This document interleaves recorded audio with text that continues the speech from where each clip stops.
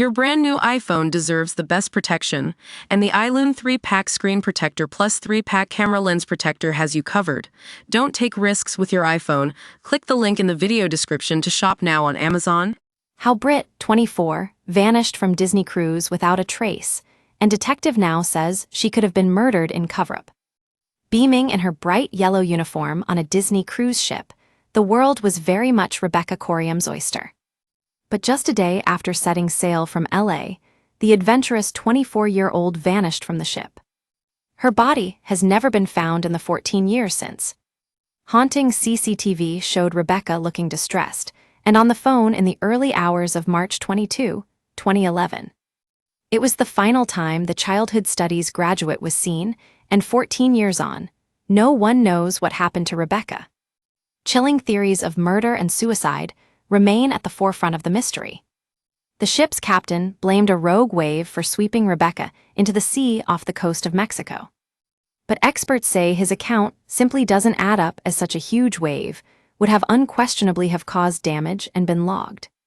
Rebecca's disappearance is littered with inconsistencies and unanswered questions, sparked by a seriously flawed probe. Former commander of Specialist Operations at Scotland Yard, Roy Ram, now a private investigator who dug into the case, believes her disappearance was at the center of a cover-up. He told The Sun, "Somebody on that vessel was unquestionably responsible for her death." An initial investigation was done by a lone Bahamian police officer who flew in from 1,500 miles away. The superintendent arrived on Friday, March 25, and spent less than 36 on board before concluding Rebecca's disappearance was not suspicious. Just a handful of crew members were quizzed, and there was no forensic examination. Ram, who looked into Rebecca's disappearance, said the probe was inadequate. He added the case would have, unquestionably, been solved if it wasn't for the initial series of failures. The ex-Met sleuth said, "They chose to fly in an investigator from the Bahamas, where the ship is registered, and where there is a very keen financial interest in looking after Disney as a valued contributor to Bahamian economy. What they should have done was called in more experienced investigators, maybe from the FBI, from LA where the ship was heading, or even pulling into a port in Mexico and bringing somebody on board." But what it appeared to me was that their main objective was to keep the ship on schedule, rather than having their primary concern of investigating the crime. So one guy came and board the ship, a detective superintendent, and he came on board on his own. He had no forensic support. He conducted his investigation within realistically 36 hours, including sleep, and his interviews with witnesses were perfunctory. None of that paperwork has ever been released to the family. There were freedom of information requests sent to the chief constable of the force where the Coriums lived, and they refused to release the material. This is not a state secret. This is a young woman who has disappeared in really distressing circumstances on board a cruise vessel. It was a very, very poor investigation, quickly done, inadequate forensic examination. It was just terrible. Rebecca, from Chester, landed her job with Disney Cruises in 2010 as part of their youth team to help keep kids entertained. As the ship Wonder sailed through Mexican waters near Puerto Vallarta, Rebecca vanished. The alarm was raised after Rebecca failed to turn up to her shift at 9 a.m., and a TANI request calling for her was met with silence. A search of the ship came up blanks, and the U.S. Coast Guard and Mexican Navy were enlisted to search the waters.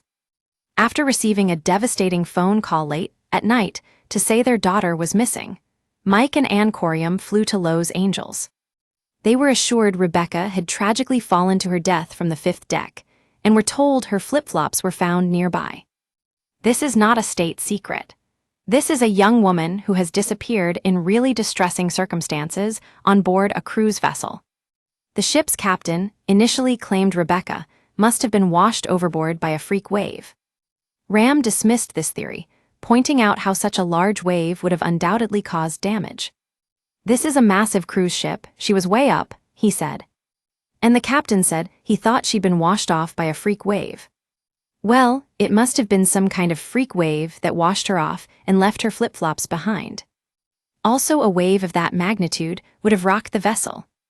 There would have been breakages, but there was nothing in the ship's log about this. There's so much about it that's completely unsatisfactory. Final footage of Rebecca from the ship's CCTV showed her looking distressed at 5:45 a.m. on the morning of her disappearance. She could be seen on an internal phone on the first deck wearing what looked like men's clothes. 2. Why is there no CCTV of Rebecca falling off the ship? 3. Captain said a freak wave must have washed Rebecca overboard from deck 5, 90 ft above the sea. Deck sides are metal and 6 ft high, so a wave would have to be more than 100 ft high. No freak waves were reported in the area. 4. Could the ship have turned around to look for Rebecca? The Mexican Coast Guard was called out but allegedly searched the wrong area. With survival times at 14 hours, could she have been found? 5. Why did the Bahamas government offer to hold the coroner's inquest in secret? Ram believes this is a key piece of evidence, and something that made Rebecca so distraught could have led to her death.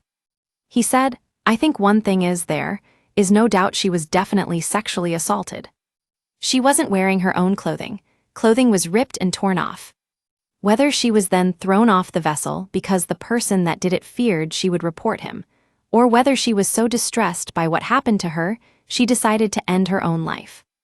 But somebody on that vessel was unquestionably responsible for her death. In fact, I think even the Bahamian investigator made a comment that if this one particular person had not been on the ship, she would have still been alive." Rebecca's parents were skeptical of claims Rebecca was swept off the ship by a large wave at the crew pool, given a 6 ft tall wall surrounded it.